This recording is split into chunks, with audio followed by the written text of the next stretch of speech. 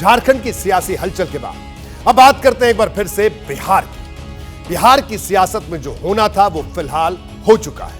अब सवाल भविष्य का है और भविष्य को लेकर दो बड़े सवाल हैं जिसका जवाब हर कोई जानना चाहता है।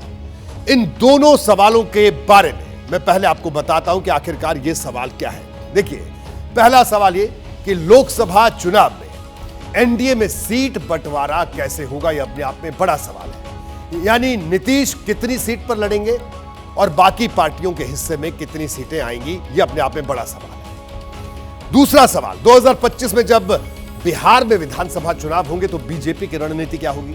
क्या तब भी बीजेपी नीतीश के चेहरे पर चुनाव लड़ेगी या अपना कोई चेहरा उतारेगी? यह अपने आप में बड़ा सवाल है। सीट बंटवारे की बात आगे करेंगे, लेकिन उससे पहले बीजेपी की सियासी रणनीति की बात कर लेते हैं, क्योंकि इस घटनाक्रम के बाद बीजेपी ने काफी मजबूत मैसेजिंग की है।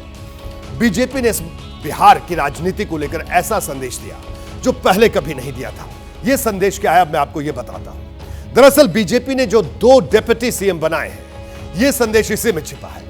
पहले है सम्राट चौधरी जो कुशवाहा समाज से आते हैं और दूसरे हैं विजय सिन्हा जो भूमिहार समाज से आते हैं, यानी एक बैकवर्ड और दूसरा फॉरवर्ड। बीजेपी ने इन दोनों के सहारे 2 बड़े धड़े साधे हैं। एक धड़ा वो जो बिहार की राजनीति में सबसे अहम है, यानी पिछड़ा वोटर, और दूसरा धड़ा वो जो बिहार में बीजेपी का कोर वोटर है, यानी सवर्ण समाज। यानी बीजेपी का यह फैसला भविष्य को लेकर किया गया है। पार्टी की कोशिश यही है कि आने वाले दिनों में वो बिहार में इतनी मजबूत हो जाए कि उसे सरकार बनाने के लिए किसी बैसाखी की जरूरत ना पड़े। इसलिए नीतीश कुमार के सबसे मजबूत वोट बैंक कुर्मी कुशवाहा को अपने साथ जोड़ने की रणनीति पर काम हो रहा है और सवर्ण समाज को साध कर रखा जा रहा है। देखिए, सम्राट चौधरी अग्रेसिव पॉलिटिक्स करते हैं, लोगों के बीच तेजी से चर्चित हुए हैं। बीजेपी ने पिछली बार जिन तारा प्रसाद और रेणु देवी को डिप्टी सीएम बनाया था उनमें बहुत अलग है। यही वजह है कि पार्टी ने इस बार नया दांव चला और सम्राट चौधरी का सिक्का उछालकर बिहार की सियासी नब्ज टटोलने की कोशिश की है। साथ ही संदेश यह भी दिया है कि अगर भविष्य में पार्टी को बहुमत मिलता है तो सम्राट चौधरी प्रदेश के मुखिया हो सकते हैं, क्योंकि बिहार के लोगों के मन में यह सवाल जरूर है कि बिहार में नीतीश कुमार आखिर कब तक मुख्यमंत्री बने रहेंगे। हमारे साथ है शकुनी चौधरी जी। शकुनी जी, बेटा डिप्टी सीएम बन गया, ये सब कृपा है प्रभु की। अब क्या लगता है आपके बेटा सीएम भी बनेंगे? अब तो वो तो जनता के ऊपर निर्भर करता है, अपने हाथ में तो कुछ है नहीं। तो बात करते हैं अगले सवाल की। सवाल यह था कि नीतीश कुमार के एनडीए में आने के बाद बिहार की 40 सीटों का बंटवारा किस हिसाब से होगा। इसे समझने के लिए सबसे पहले एनडीए में शामिल दलों के बारे में आपको बता देता हूं और यह जानिए कि नीतीश कुमार के साथ उनका सियासी रिश्ता कैसा रहा है। इसमें उपेंद्र कुशवाहा का नाम सबसे पहले है, जिनके साथ नीतीश कुमार का 36 का आंकड़ा था। इसी तरह चिराग पासवान है, जिनके साथ 2020 की सियासी अदावत अभी तक चली आ रही थी। पशुपति पारस से नीतीश के सियासी संबंध अच्छे जरूर थे, लेकिन 2021 में नीतीश के चलते ही परिवार में फूट पड़ी थी और जीतन राम मांझी को तो नीतीश कुमार ने यहां तक कह दिया था कि उनकी मूर्खता के चलते ही वो मुख्यमंत्री बने थे।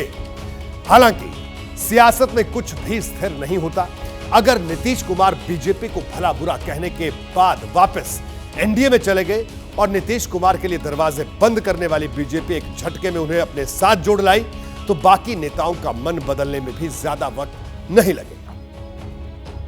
नीतीश जी गलत जगह चले गए थे। बार बार हम कह रहे थे कि वहाँ जब तक रहेंगे उनकी आयु घटते जाएगी, तो अब वहाँ से बाहर आए हैं। खुद को भी उन्होंने बचाया और बिहार को भी बचाया। दोनों मिलके, केंद्र और बिहार मिलके हम बिहार का विकास करेंगे और हमारी पार्टी, इस बार मैं आपको विश्वास दिलाता हूँ कि बिहार में हम 40 में 40 सीट जीतेंगे। सामने लोकसभा चुनाव है, कितनी सीटें अब, चूंकि अब एक बार फिर से जेडीयू आ गई है साथ में एनडीए के, तो अब कितनी सीटों पर? बावजूद एक सहयोगी होने के नाते मेरा तालमेल भाजपा के साथ खूबसूरती से चल रहा है। मुझे लगता है बहुत सहजता से ये सारी चीजें हो जाएंगी। देखिए, अगर एनडीए में मौजूद इन दलों के साथ बात बन भी जाती है तो अगला सवाल सीट शेयरिंग का है। बिहार में लोकसभा की 40 सीट है, उसमें किसे कितनी हिस्सेदारी होगी। मुझे पता चला है कि इसका ब्लूप्रिंट भी तैयार हो चुका है। इसके बारे में भी आपको बताऊंगा। पहले ये जान लीजिए कि 2019 में एनडीए के सहयोगी कितनी सीटों पर चुनाव लड़े थे और नतीजा क्या रहा था। तो देखिए, 2019 के लोकसभा चुनाव में बीजेपी का जेडीयू और एलजेपी के साथ गठबंधन था। तब सीट बंटवारे में कोई दिक्कत नहीं हुई थी। बीजेपी और जेडीयू दोनों ने 17 सीट पर चुनाव लड़ा था। बीजेपी ने सभी 17 सीट जीती तो जेडीयू की 1 सीट पर हार हुई। एलजेपी के हिस्से में 6 सीट आई, उसने सभी सीटें जीत ली थी। ये पिछली बार की बात है। लेकिन अब बिहार में एनडीए का दायरा बढ़ गया है। 2019 में कांग्रेस के साथ मिलकर लड़ने वाले उपेंद्र कुशवाहा और जीतन राम मांझी दोनों एनडीए में हैं। इसके अलावा रामविलास पासवान की एलजेपी उनके निधन के बाद 2 हिस्सों में बंट गई थी। एक हिस्सा बेटे चिराग पासवान का है तो दूसरा भाई पशुपति पारस का। ये पार्टियां अभी कितनी सीटों की मांग कर रही हैं, ये भी आपको बता देता हूं।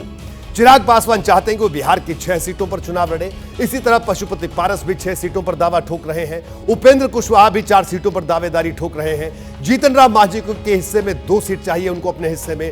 और वीआईपी के मुकेश साहनी जो अभी एनडीए में नहीं है, अगर 1 सीट पर बात बनती है तो वो भी एनडीए में शामिल हो सकते हैं।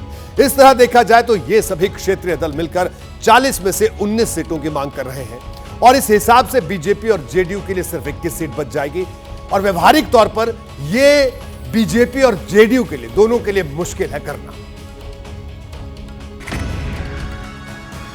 देखिए, नीतीश कुमार जी के एनडीए में आने से हमको नहीं लगता है सीटों में, चूंकि 2019 में हम लोग एक साथ मिलकर चुनाव लड़ चुके हैं और उसमें हमको 6 सीट प्लस 1 राज्यसभा की सीट मिल चुकी है। इसलिए हमको नहीं लगता है कि सीटों के बंटवारा में कोई दिक्कत होगी।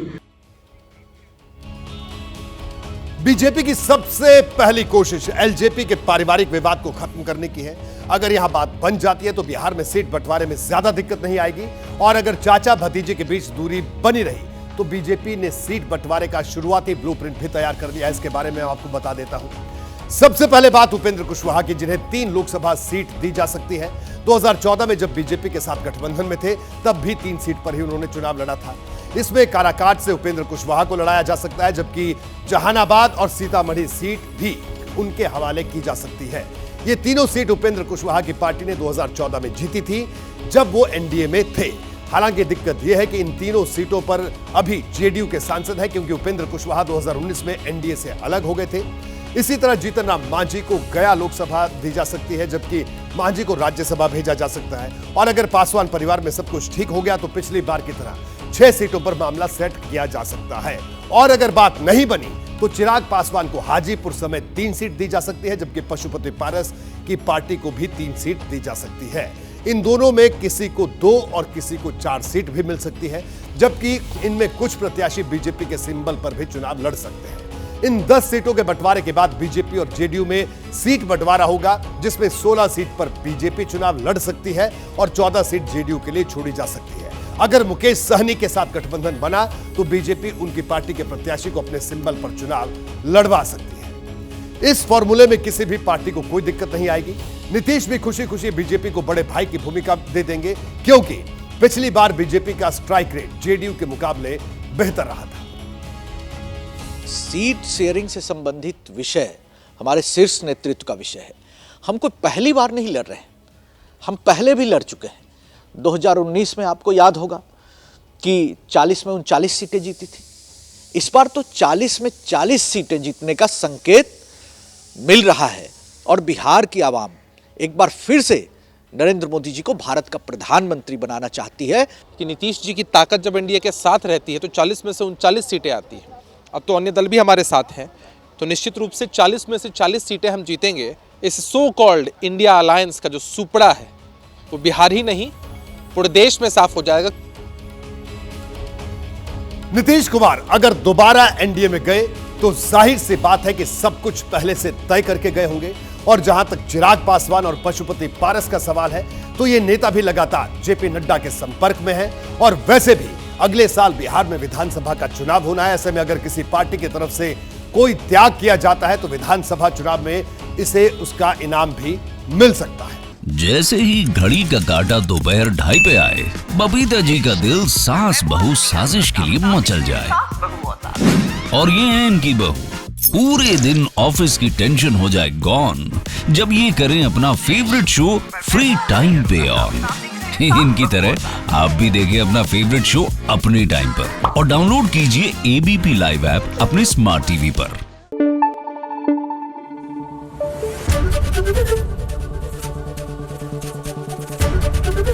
एबीपी न्यूज आपको रखे आगे।